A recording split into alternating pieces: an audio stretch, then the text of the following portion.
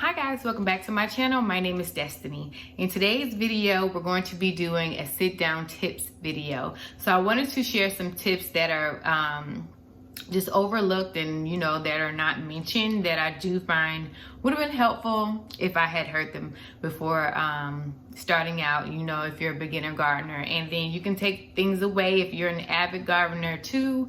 We all have things to learn. So yeah, let's go ahead and get started.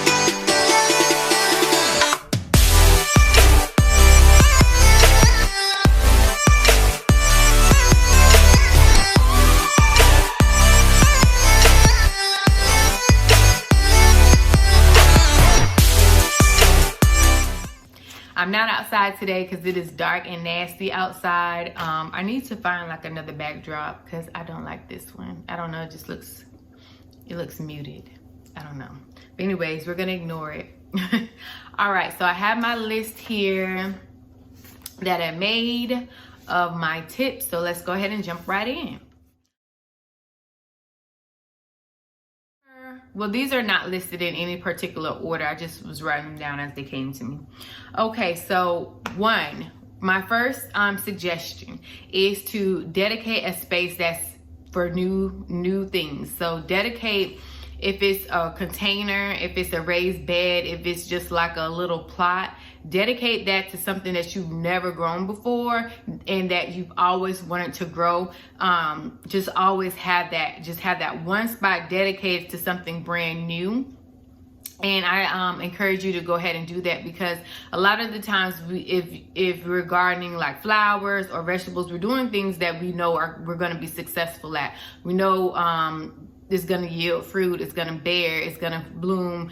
We know all the ins and outs, but just do something that you have never done before. And you can start it from seed, or you can start it from seedlings that you get from your garden supply store. But just start something that you've never done before and see how it goes.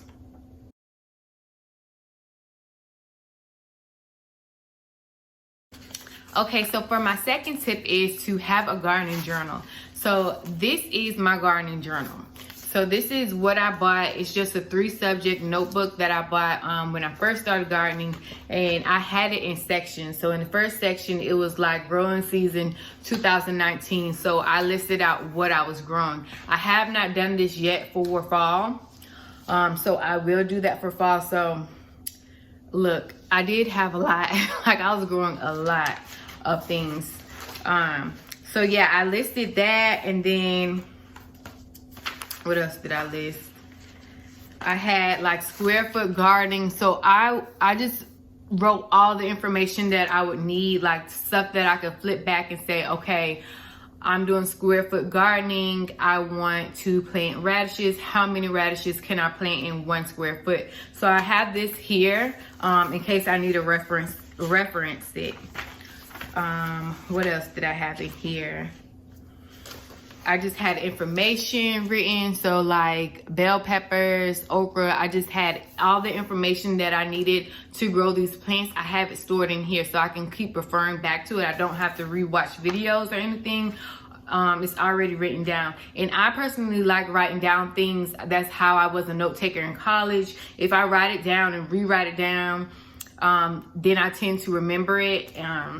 I love taking notes. I love pen and paper taking notes. I rather that than printing out paper. And then in the last section, I had video ideas. So I knew I wanted to start a gardening video. So I have all my little video ideas written down. So I should actually go look through this to see if I did do the videos, which I'm looking at it, and I did do some.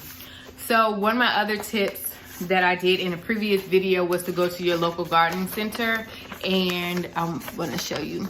And just this is basically for Florida. So this, again, I live in 9A, so this has lists like month by month what I can grow. So this was very, very useful and very, very handy for me. And it made it easier, so I didn't have to like guess, okay, what should I grow in August? What should I grow in September? It's all pretty much planned out for me. All right.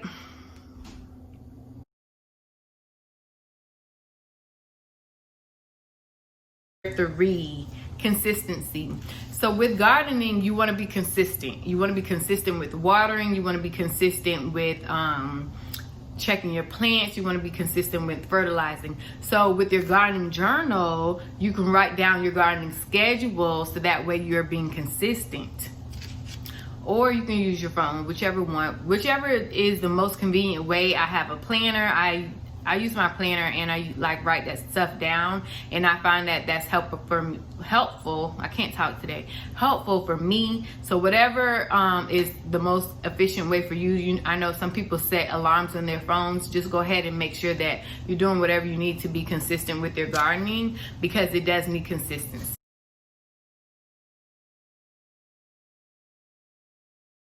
So do not get overwhelmed if this is your first time growing something, or this is your third time trying to grow something and it's just not going right. One of the things for me that is a little hard is onions. For some reason, I cannot grow onions from seed. I don't know if it's that particular seed or whatever, but that is just, very, I don't know, it's just aggravating that why can't I get these seeds to germinate? And I'm going to keep trying. I'm not going to give up. I'm just going to keep putting seeds in the ground and seeing if they're going to grow. But yeah, so don't get overwhelmed. Like if you need to start out small and then build your way up. If you see, okay, I want to do some landscaping, but I don't even know where to start, just start in sections. Make a little rough sketch of your yard and just do it section by section. That way you're not feeling like you have to go out and spend a whole bunch of money on plants right then and there, because you don't even know if you're gonna like those plants at the end of the day. Like sometimes you might plant some things and you're like, I don't know, I don't even like that. So just do it section by section. That way you're not feeling as overwhelmed. And with vegetables, start with a little bit of vegetables. Start with things that you eat first. That way, like once you grow this stuff, like it's gonna get eaten. For me, I just like growing. So I have planted stuff that I don't eat, or I'm just now introduced to, like radishes. I don't eat radishes, and I didn't start eating beets until this year. Well, I don't eat beets. I like putting them in my juices. So again, just familiarize with stuff, or you can go out and buy stuff from your local grocery store and try it out first. That way you're not spending money, you're not growing something that's like a prolific grower that you don't even like. Like some people don't like zucchini. Why are you growing zucchini? Because zucchini is very prolific. Like just find stuff that's easy for you.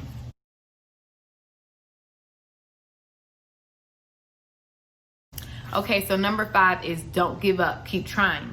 So I say this because a lot of people want to garden, but they're like, I don't even have a green thumb. I don't even know how to keep my house plant alive.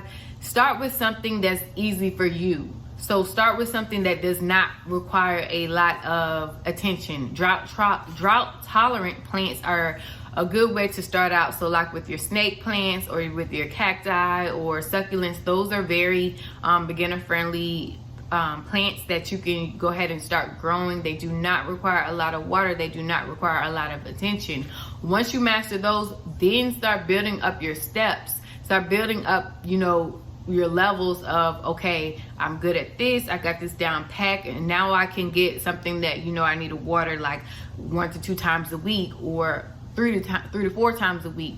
So don't go out and buy an orchid and think that, okay, I'm about to be a gardener, I bought an orchid. Like, you can try, but that's a hard plant. Like, no, like, I'm not gonna say don't do it. Your skill level.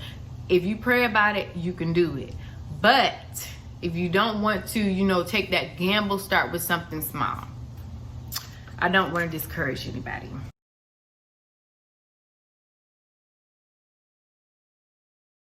So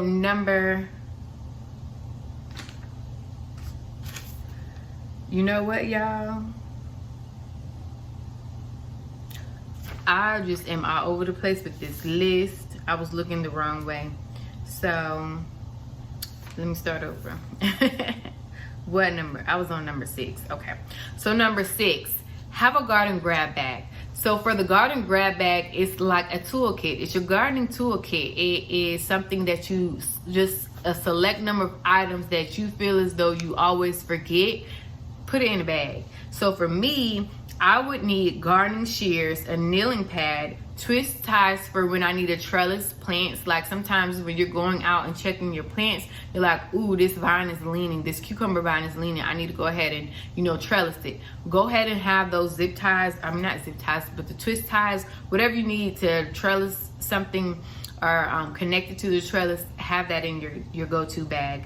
Some kind of spray, some kind of pesticide spray. A lot of times when I go out to the garden, for me, I have a busy schedule, so I don't like to go back and forth a lot, especially if I have my kids or whatever. I'm getting distracted, people are calling me, whatever. If I have everything right then and there, it's going to be so much easier for me. That's why I say make a list of things that you feel as though you keep going back and forth to go get. Have it right there in that bag. You know, if I grab this bag, it already has everything that I need in it. Some other suggestions would be like a small shovel, a digging fork, and garden gloves. I like wearing gardening gloves because I don't like that dirt under my fingernails. I hate dirt under my fingernails, so that's why I like to keep gardening gloves.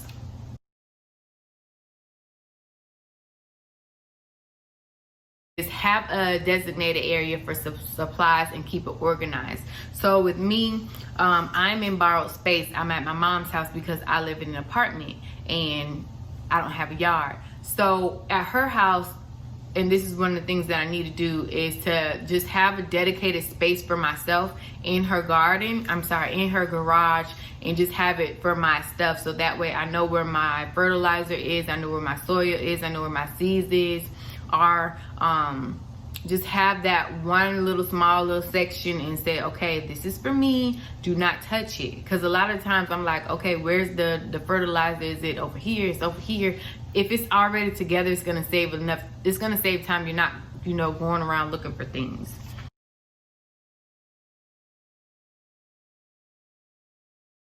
Number 8 is plant host plants. So a host plant is basically a plant that attracts bugs. So it can be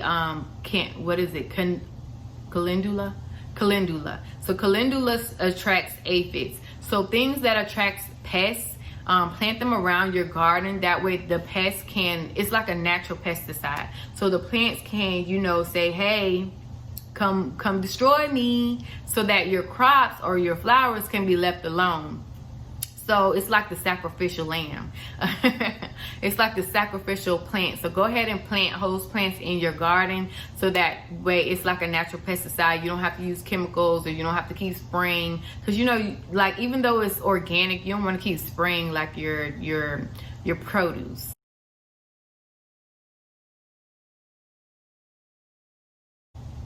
Okay, so number 9 is create a Pinterest board. So this is one of the things that I suggest, because you can, like, Pinterest is my friend. I love Pinterest. I love Pinterest. So I find myself on Pinterest looking at different methods of gardening. That's how I found the square root gardening. That's how I found a lot of my information as far as living in zone 9B. Like Northeast Florida, what I just did was say Northeast Florida gardening, and it gave me like a whole bunch of lists of things. I find myself pinning like my dream garden. I find myself just pinning ideas of, oh, I want to try that in the winter time with some arborvitae, like just different things. Go ahead and use your Pinterest board, because you don't want to get stuck in just what you're used to. You want to try different things. That's what gardening is all about. It's like learning things and trying things.